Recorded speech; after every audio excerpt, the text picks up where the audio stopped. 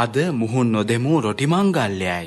අද වැනි දවසක වසර 2000කට ඉහතදී උදෑසන 9ට මේ පොළොවට පැමිණි ස්වර්ගීය පියාණන් කුරුසපත් වුණා. මේ වෙලාවේදී උන්වහන්සේ සෑම දුකක්ම වින්දේ අපගේ පාපයන් හා අපරාධයන් නිසා බව සියලු සියොන් දරුවන් නැවත වරක් සිහිපත් කළ යුතුය. නමුත් ස්වර්ගීය පියාණන් කිසිදාක අපට දොස් තබා අපව ප්‍රතික්ෂේප කළේ නැහැ. එම නිසා මේ මුහුන් නොදෙමු රොටි මංගල්‍යය තුලින් කරුණාකර අපගේ ස්වර්ගීය පියාණන්ගේ කැපකිරීම සිහි කරන්නයි මා ඔබෙන් ඉල්ලා සිටිනවා. ක්‍රිස්තුස් වහන්සේ පොළොවට පැමිණ මුහුන් නොදෙමු රොටි මංගල්‍යයේදී දුක් විඳින බව දෙවියන් වහන්සේ මෝසෙස්ගේ වේවස්ථාව තුල ඒවන විටත් සටහන් කර අවසන්. මුහුන් නොදෙමු රොටි මංගල්‍යය පිහිටුණු ආකාරයද එහි ආරම්භයේ පිටුපස ඇති අරුත හා මෙම මංගල්‍යයේදී ක්‍රිස්තුස් වහන්සේ විඳ දරාගත් වේදනාවන් අතර ඇති සම්බන්ධය ඉගෙන ගනිමු. ලෙවි කතාව 23:5 පළමුවෙනි මාස 14 වෙනි දින සවස ස්වාමින් වහන්සේගේ පාස්කුව වේ. පෙර දින පූජනීය දින දර්ශනයේ පළමු මාස 14 වෙනි දින පාස්කුව අප සියලු දෙනාම පැවැත්වුවා. එම මාස 15 වෙනි දින සවස ස්වාමින් වහන්සේට මුහුන් නොදෙමු රොටි මංගල්‍යය වන්නේය.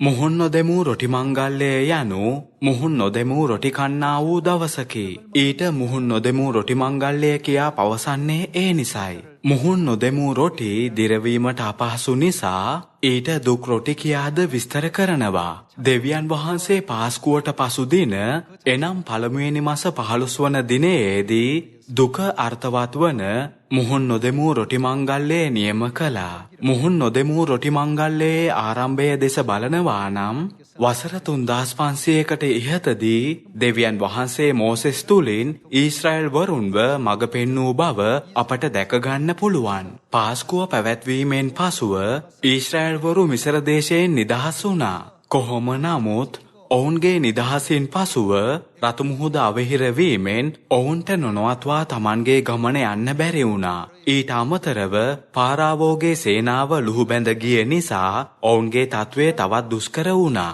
මෙම දුෂ්කර වාතාවරණය කිසිදාක අමතක නොකරන පිණිස දෙවියන් වහන්සේ මෙම මුහුන් නොදෙමු රොටි මංගල්‍යය නියම කළා. එහි ආරම්භය නික්මයාම 14න් බලමු. 14 වන පරිච්ඡේදයේ පළවන පදය ස්වාමින් වහන්සේ මෝසෙස්ට කතා කොට කියනසේක් ඊශ්‍රායෙල් පුත්‍රයන්ට කතා කොට හැරි මිග්දෝල් සහ මුහුද අතරෙහි බාල් ෂේපෝන් ඉදිරිපිට තිබෙන පී හයිරොත් ඉදිරිපිට කූඩාරම් ගහන්ට ඔවුන්ට කියාපන්න. එය ඉදිරිපිට මුහුද ළඟ කූඩාරම් ගහගනිල්ලා. පාරාවෝද ඔවුහු දේශයෙහි මුලා වී සිටිති. ඔවුහු කාන්තාරයට අසු වී සිටිති. ඊශ්‍රායෙල් පුත්‍රයන් ගැන කියනවා ඇත. මම පාරාවෝගේ සිත දැඩි කරන්නෙමි. ඔහු ඔවුන් ලුහු බැඳ එන්නෝය. මම පාරාවෝගේ සහ ඔහුගේ මුළු සේනාව කරන කොටගෙන ගෞරව ලබන්නෙමි. මිසරවරු මා ස්වාමින් වහන්සේ බව දැනගන්න ඕයයි කීසේක. සෙනග පලාගිය බවට මිසර රජුට දන්වන ලද්දේය. එවිට පාරාවෝ සහ ඔහුගේ මෙහෙකරුවන්ගේ සිත් සෙනගට විරුද්ධව වෙනස් වී ඊශ්‍රායෙලිතයන් අපට මෙහෙ කිරීමෙන් යන්නට හැර අප විසින් කළේ මොන ක්‍රියාවක් දැයි ඔහු කීවෝය. ඔහු තමාගේ රථය සූදානම් කරගෙන තමාගේ සෙනග තමා සමග රැගෙන තෝරාගත් රථ 600ක්ද මිසරයේ සියලු රථද ගත්තේය. ඒවා සියල්ල කෙරෙහි සේනා නායකයන්ද පත් කළේය. ස්වාමින් වහන්සේ මිසරයේ රජු පාරාවෝගේ සිත දැඩි කළසේක. ඔහු ඊශ්‍රායෙල් පුත්‍රයන් ලුහු බැඳ ආයේය. මක්නිසාද ඊශ්‍රායෙල් පුත්‍රයෝ ධෛර්යවත් ලෙස නික්ම ගියෝය. මිසරවරු එනම් පාරාවෝගේ සියලු අසුන් හා රථද ඔහුගේ අසරුවෝද ඔහුගේ සේනාවද ඔවුන් ලුහු බැඳවිත් බාල් ෂේපෝන් ඉදිරිපිට පියහිරොත්හි මුහුදු බඩ කූඩාරම් ගහගෙන ඔවුන්ට ලං වූය. පාරාවෝ ලං වූ කල්හි ඊශ්‍රායෙල් පුත්‍රයෝ තමන් ඇස් ඔසවා මිසරවරුන් තමන් පස්සේ එනවා දැක අතිශයින් බය වූෝය. එබැවින් ඊශ්‍රායෙල් පුත්‍රයෝ ස්වාමින් වහන්සේට මොර ගැසුවෝය.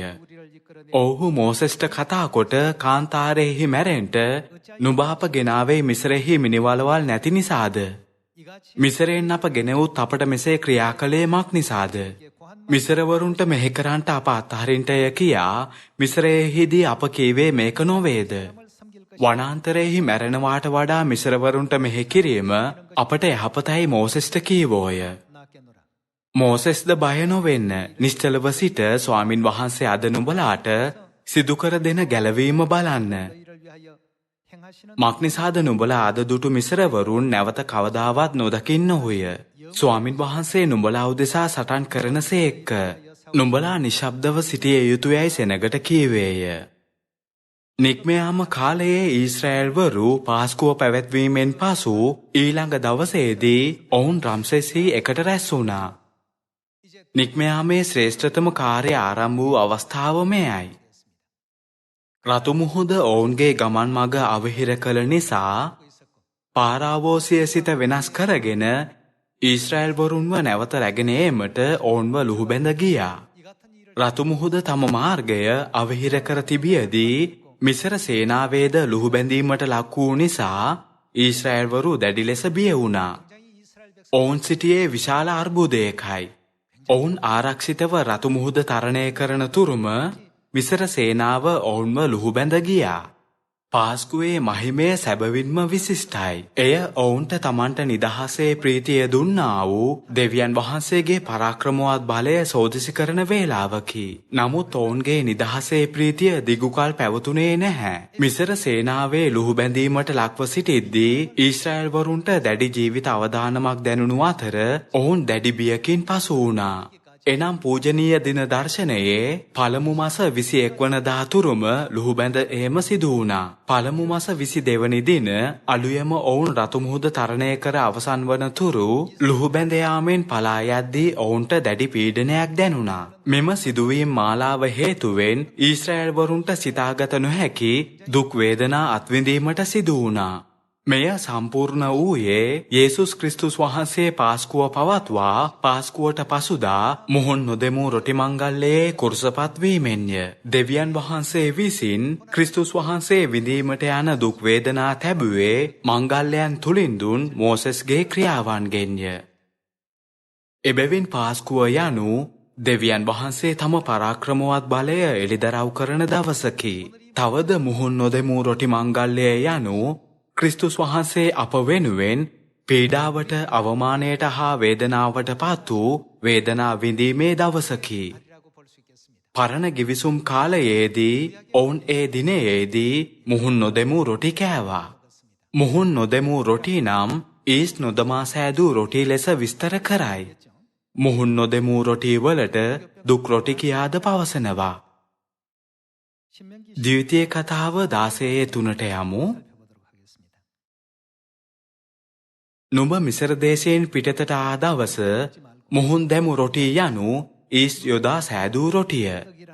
නුඹේ ජීවිතයේ සියලු දවස් සිහි කරන පිණිස ඒ සමග මුහුන් දැමූ රොටි නොකා මුහුන් නොදැමූ රොටි වලට තවත් කුමක් කියනවද?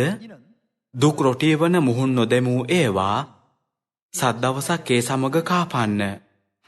මක්නිසාද නුඹ ඉක්මනින් මිසර දේශයෙන් ආවේහිය. පාස්කුව සමරා මිසරයෙන් පිටතට පැමිණි දා සිට රතු මුහුද තරණය කළ දින දක්වා තිබුණු කටුක මතකයන් කිසිදාක අමතක නොකරන්න කියා දෙවියන් වහන්සේ පැවසුවා. බයිබලයේ සීලු පොත් 66ම යේසුස් ක්‍රිස්තුස් වහන්සේ කෙරෙහි යොමු වී තිබෙනවා. මෝසෙස්ගේ ක්‍රියාවන් තුළින් ක්‍රිස්තුස් වහන්සේ කරන කාර්යයන් අපට දැකගත හැකි බව මේ පදයන් පෙන්වා දෙනවා. පාස්කුව පැවැත්වීමෙන් පසු මුහුන් නොදෙමූ රොටි මංගල්‍යයේදී මෝසෙස් හා ඊශ්‍රායල්වරු අත්විඳා වූ දුක පාස්කුව පැවැත්වීමෙන් පසු දින යේසුස් ක්‍රිස්තුස් වහන්සේ අත්විඳින දුක හා වේදනාව පෙන්වා දෙනවා. එක්ව ලූක් 23:26ට පෙරළමු. වසර 2000කට ඉහතදී යේසුස් වහන්සේ මාර්ගයේ උඩුමහලේදී පාස්කුව පැවැත්වුවා. ඊළඟ දවසේදී උන්වහන්සේ අලුයම පිලාත්ගේ විනිශ්චය මණ්ඩපයේ ඉදිරියේ සිටියා. තවද උන්වහන්සේ උදෑසන 9ට කුරුසපත් වුණා. මෙය ඒ සිදුවීම විස්තර කරන අවස්ථාවයි. 26 වන පදය. ඔහු උන්වහන්සේ ගෙන යන කල පිටිසරින් එන කිරේනියේ සීමොන් නම් මිනිසෙකු අල්ලා යේසුස් වහන්සේ පස්සෙන් කුරුසය අල්ලාගෙන යන්ට ඒක ඔහු පිට තැබුවෝය. සෙනගගෙන්ද උන්වහන්සේ නිසා හඬා වැළපෙන්නා වූ ස්ත්‍රීන්ගෙන්ද යුක්ත වූ මහත් සමූහයක් උන්වහන්සේ අනුව ගියෝය. යේසුස් වහන්සේ ඔවුන් දෙසට හැරි යෙරුසලමේ දූවරුනි, මා නිසා නොහඬා නුඹලා සහ නුඹලාගේ දරුවන් නිසාත් හඬා පල්ලා. මක් නිසාද වඳ ස්ත්‍රීහුද දරුවන් නොඇදූ කුසද කිසි කලක කිරිනුදුන් තනද වාසනාවන්තයයි කියන දවස් පැමිණෙන්නේය. ඒ කාලයේදී ඔවුහු කඳුවලට කතා කොට අප පිට වැටියල්ලා හෙල්වලට අප වසා ගනිල්ලා යයි කියන්ට පටන් ගන්නෝය. මක් නිසාද අමුගසට මේ දේ කරත් නම් වියලි ගසට කුමක් කරනු ලබන්නේ දැයි කීසේක්ක. මරණු ලබන පිණිස වරදකාරයන් වූ තවත් දෙදෙනෙක්ද උන්වහන්සේ සමග ගෙන යන ලද්දෝය. ඔවුහු ඉස්කබල නම් ස්ථානයට පැමිණ එහිදී උන්වහන්සේද වරදකාරයන්ද කුරුසයෙහි ඇනගසන්නාහ. එක්කෙනෙකු උන්වහන්සේගේ දකුණු පැත්තෙහිද අනෙක් එක්කෙනා වම් පැත්තෙහිද ඇනගැසුවෝය. යේසුස් වහන්සේ කතා කොට පියාණෙනි ඔවුන්ට කමාවුව මැනව. මක් නිසාද ඔවුන් කරන්නේ මොකද කියා ඔවුහු නොදනති කීසේක්ක. ඔවුහු උන්වහන්සේගේ වස්ත්‍ර දාදු දමා තමන් අතරේ බෙදාගත්තෝය. සෙනගද බලබලා සිටියෝය. මුලාදෑනීහු උන්වහන්සේට ගැරහුම් කරමින් මොහු අනුන් ගැලවිය. මොහු දෙවියන් වහන්සේගේ තෝරාගත් ක්‍රිස්තුස් නම් තමාම ගලවා ගනීවියයි කීවෝය. හේවායෝද උන්වහන්සේ ළඟට ඇවිත් උන්වහන්සේට කාඩිලං කොට නුඹ යුදෙව්වරුන්ගේ රජ නම් නුඹම ගලවා ගනින්න කියා සරදම් කළෝය. යුදෙව්වරුන්ගේ රජ මොහුය කියා ලියවිල්ලක් උන්වහන්සේට උඩින් තබා තිබුණේය. එල්ලා සිටි වරදකාරයන්ගෙන් එක්කෙනෙක් උන්වහන්සේට අපහාස කරමින් නුඹ ක්‍රිස්තුස් නොවේද? නුඹත් අපත් ගලවා ගනින්නයි කීවේය. අනෙක් අය ඔහුට තරවටු කරමින් එම දඬුවමට පැමිණ සිටින නුඹ දෙවියන් වහන්සේටවත් බය නැද්ද? අප දඬුවම් ලබන්නේ සාධාරණ ලෙසය. මක් නිසාද අපේ ක්‍රියාවලට සුදුසු විපාක ලබමුව? නමුත් මුන්වහන්සේ කිසි වරදක් නොකළසේක කියා උත්තර දුන්නේය. තවද ඔහු යේසුස් වහන්සේ ඔබගේ රාජ්‍යයෙන් යුක්තව ඔබ එන කල මා සිහි කළ මැනවයි කීවේය. උන්වහන්සේද සැබවක් නුඹට කියමි. අදම නුඹ මා සමග පාරාදීසෙහි සිටින්නේ යයි කීසේක්ක. ඒ වෙලාව සාවෙනි පැය පමණ විය. ඉර එළිය නැති විය. 6 වෙනි පැය යනු අපගේ නූතන කාල ක්‍රමවේදයට අනුව ඉර මුදුන් වේලාවයි. එය සිදු වුණේ යේසුස් වහන්සේව උදෑසන 9ට කුරුසපත් වී පැය 3කට පසුවයි. ඉර එළිය නැති වී 9 වෙනි පැය දක්වා දේශයේ මුළුල්ලෙහි අන්ධකාරයක් විය. දේවමාලිගාවේ තිරයේද මැදින් ඉරුණේය.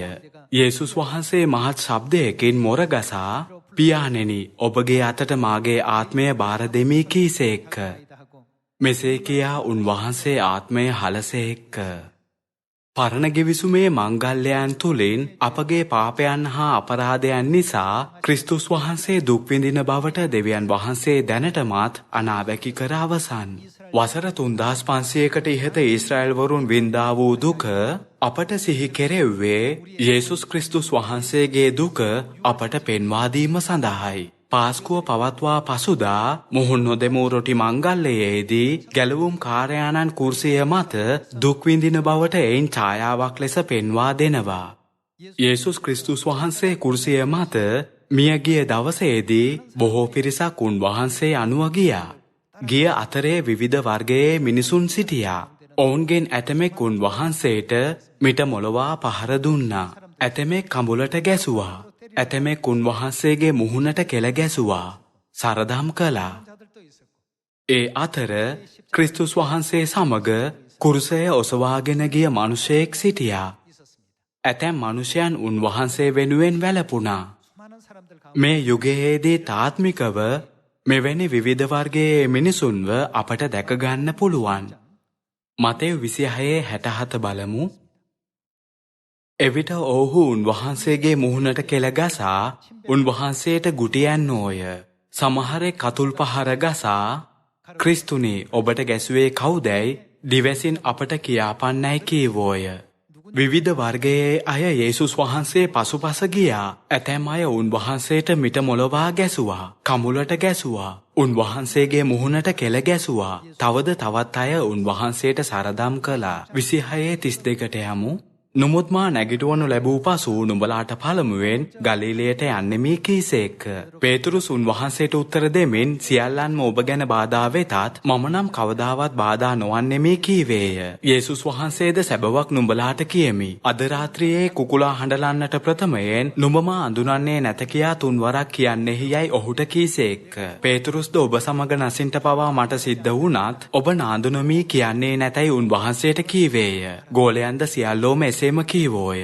ගෝලයන් ඔවුන්ගේ ස්ථීර ඇදහිල්ල පෙන්වා දුන්නත් යේසුස් වහන්සේගේ වචනය නික්මුණු විට උතුම් ඇදහිල්ලක් තිබුණායයි සැලකුණු පේතුරුස් පවා යේසුස් වහන්සේව තෙවරක් ප්‍රතික්ෂේප කළා. මේ සිත් බිඳී යන සිදුවීම සිදු වූයේ මුහුන් නොදෙමූ රොටි මංගල්‍යය වන අද වැනි දවසකයි.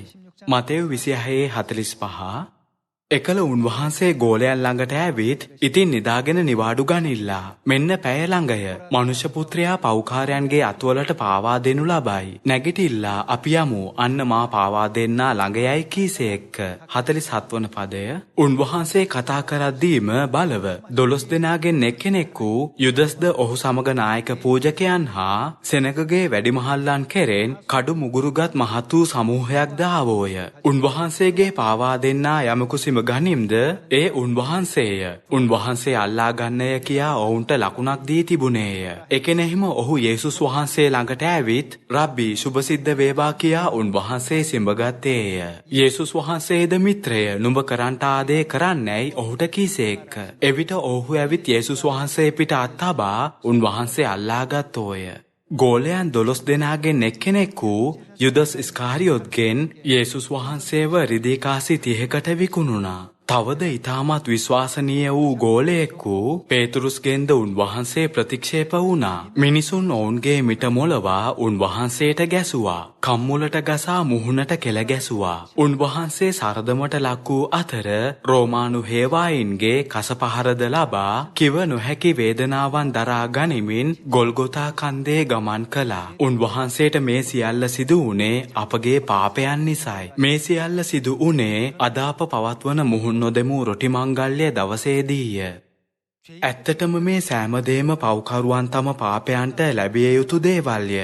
නමුත් අපගේ ශුද්ධ දෙවියන් වහන්සේ අපගේ පාපයන් උදෙසා වේදනා විඳින බව මෝසෙස්ගේ වේවස්ථාව තුල දෙවියන් වහන්සේ ඒවන විටත් පෙන්වා අවසන්. අද නැවත වරක් මුහුණ නොදෙමූ රොටි මංගල්‍යයේ අරුත අපගේ සිත් මත කැටයම් කරගනිමු. අද මුහුණ නොදෙමූ රොටි මංගල්‍යයේ එනම් දුක් වේදනාවේ දවසේ අපට निराහාරව සිටින්නයි පවසා තිබෙනවා. මේ දවස තුලින් පියාණන්ගේ වේදනාවට පංගුකරුවන් උනායයි පැවසීමට අපත් අදිටන් කරගත යුතුයි.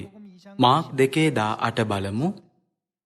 යොහන්ගේ ගෝලයෝද පරිසිවරුද निराහාරව සිටියෝය. ඔව්හු ඇවිත් යොහන්ගේ ගෝලයෝද පරිසිවරුද निराහාරව සිටිද්දී ඔබගේ ගෝලයන් निराහාරව නොසිටින්නේ මක් නිසාදැයි උන්වහන්සේගෙන් ඇසුවෝය. යේසුස් වහන්සේ ඔවුන්ට කතා කොට මගුල් ගෙදර අය සමග මනමාලයා සිටියේදී ඔවුන්ට निराහාරව සිටින්නට පුළුවන්ද? මනමාලයා ඔවුන් සමග සිටින තෙක් निराහාරව සිටින්නට ඔවුන්ට බැරිය. නමුත් මනමාලයා ඔවුන්ගෙන් අහක් කරනු ලබන දවස් පැමිණෙන්නේය. එවිට ඒ දවසේදී ඔවුහු निराහාරව සිටින්නෝය. මෙහි මනමාලයා ලෙස පෙන්වන්නේ යේසුස් වහන්සේවයි. මනමාලයා ඔවුන්ගෙන් අහක් කරනු ලැබූ දවස වන්නේ යේසුස් වහන්සේ මියගිය දවසයි. අප निराහාරව සිටින්නේ ඒ දවසේදීය. 21 වන පදය.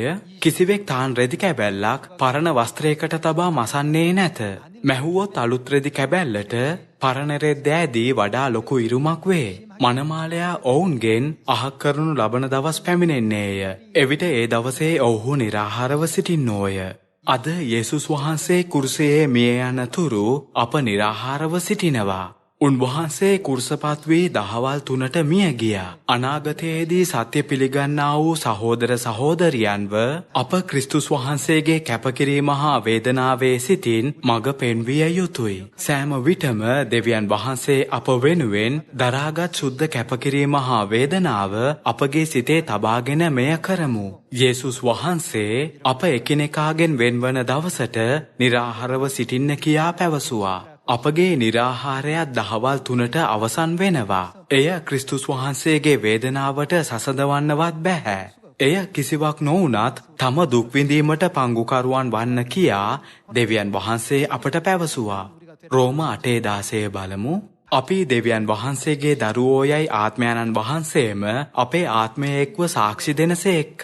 තවද දරුවෝ නම් උරුමකාරයෝය. දෙවියන් වහන්සේගේ උරුමකාරයෝය. ක්‍රිස්තුස් වහන්සේ හා සමග හවුල් උරුමකාරයෝය.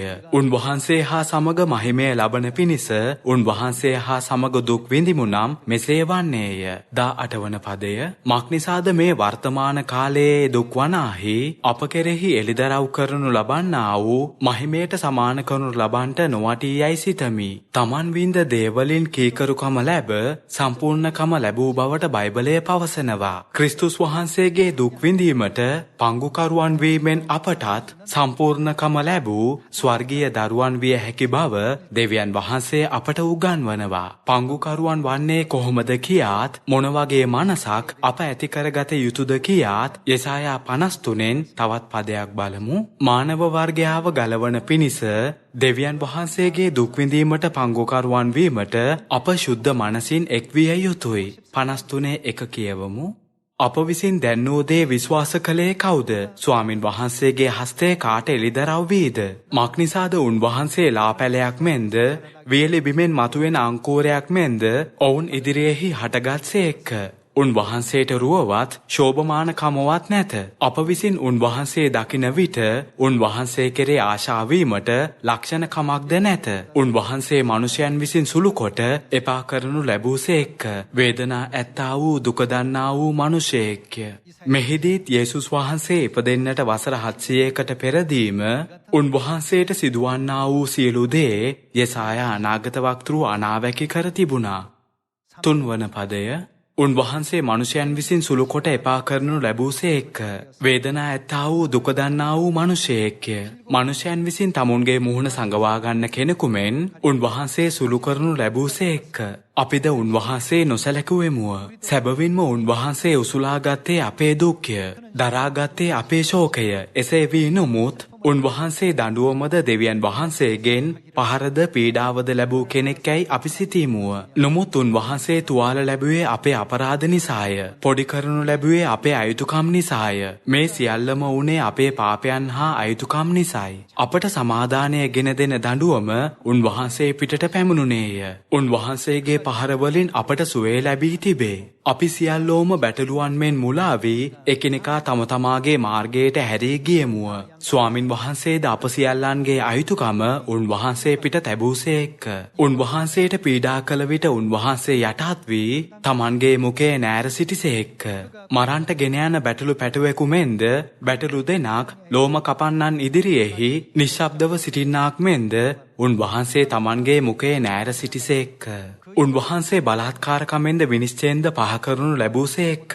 ජීවත්ව සිටින්නන්ගේ දේශයෙන් උන්වහන්සේ සිඳ දමනු ලැබූ බව උන්වහන්සේගේ පරම්පරාවෙහි කවරෙක් කල්පනා කළේද? උන්වහන්සේ තලනු ලැබුවේ මාගේ සෙනගගේ වරද නිසාය. ඔහු උන්වහන්සේගේ මිනිවල දුෂ්ටයන් අතරෙහි තිබෙන්ට නියම කළෝය. නොමුත් උන්වහන්සේගේ මරණයේදී ඒ වස්තුකාරයන් සමග විය. මක්නිසාද උන්වහන්සේ අධර්මිෂ්ඨකමක් කළේවත් උන්වහන්සේගේ මුඛයෙහි කිසි ප්‍රයෝගයක් තිබුණේවත් නැත. එහෙත් උන්වහන්සේ පොඩි කරන්ට ස්වාමින් වහන්සේ කැමතිව දුකට පත් කළසේක්ක.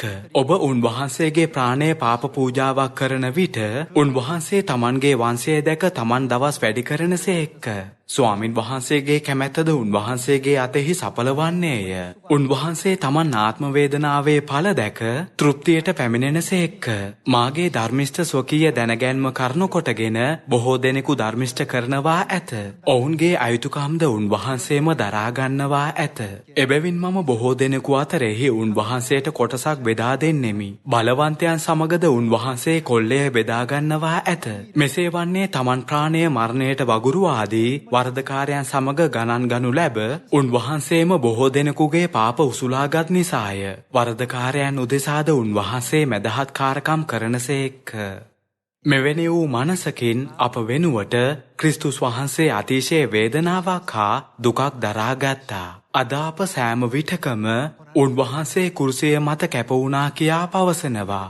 නමුත් අප මතු පිටින් පමණක් උන්වහන්සේගේ කුරුසයේ කැපකිරීම ගැන නොසිතිය යුතුයි. ලෝකයේ පටන් ගැන්මේ සිට අවසානය දක්වාම දෙවියන් වහන්සේ තම දරුවන් උදෙසා සිය ශුද්ධ කැපකිරීම ඉටු කරනවා. ඒ වගේම මුහුන් නොදෙමූ රොටි මංගල්‍යය වන අද දිනයේදී දෙවියන් වහන්සේ කුරුසය මත කැපවීමේ එක් අංගයක් එළිදරව් කළ බව අපට දැක ගන්න පුළුවන්. පරණ ගිවිසුමේ සාමාන්‍ය ආකාරයට ඔවුන් මෘදු ලෙස රොටි කෑවත් දෙවියන් වහන්සේගේ මේ පූජනීය මංගල්‍යයේදී මිසරයෙන් පිටත්ව යන විටදී Taman අත්විඳි දුක් වේදනා සිහිපත් කරන ලෙසට සෙනගට පැවසුවා. මුහුන් නොදෙමූ රොටි වන දුක් රොටි කෑමෙන් ඔවුන් මෙය සිදු කළා. මෙම මුහුන් නොදෙමූ රොටි මංගල්‍යයේදී යේසුස් වහන්සේ මේ සෑම සිදුවීමක්ම කුරුසය මත සම්පූර්ණ කළේ කෙසේදැයි නැවත වරක් සිතා බලමු. අප ක්‍රිස්තුස් වහන්සේගේ මාවතේ ගමන් කළ යුතු අතර සත්‍යයේ වටිනාකම තවමත් සම්පූර්ණයෙන් වටහාගෙන නොමැති අපගේ සහෝදර සහෝදරියන්ගෙන් ලැබෙන සියලු ආකාර පැමිණිලි සහ කටු අප වැළඳගත යුතුය. අද අප අත්විඳින කෙටි නිරාහාරයෙන් කරුණාකර මුහුන් නොදෙමූ රොටි මංගල්‍යයේ ක්‍රිස්තුස් වහන්සේගේ දුක් විඳීම සිහි කරන්න. අප අපගේ කුසගින්න ගැන පමණක් නොසිතා කුරුසයේදී පියාණන් කොයිතරම් දුක් විඳින්න ඇතිද? එය කොයිතරම් වේදනාකාරී ඇතිද කියා සිතිය යුතුයි. කුරුසය වටා සිටි බොහෝ දෙනා උන්වහන්සේට සරදම් කර අවමාන කර නිඳා කළා. නමුත් දෙවියන් වහන්සේ සියලු නිඳා කරන්නන්ගේ අවමන්ද පහරද විඳ දරාගත්තේ අපගේ පාපයන් නිසායි. මුහුන් නොදෙමූ රොටි මංගල්‍යයේ දහවල් 3 දක්වා निराहारව සිටමින් ක්‍රිස්තුස් වහන්සේගේ දුක් විඳීම අමතක නොකර උන්වහන්සේ සියලු මානව වර්ගයා වෙනුවෙන් දරාගත් දුක් විඳීමට සහභාගී වෙමු. දේශනාව අවසන් කරනවා. ඔබට බොහොම ස්තුතියි.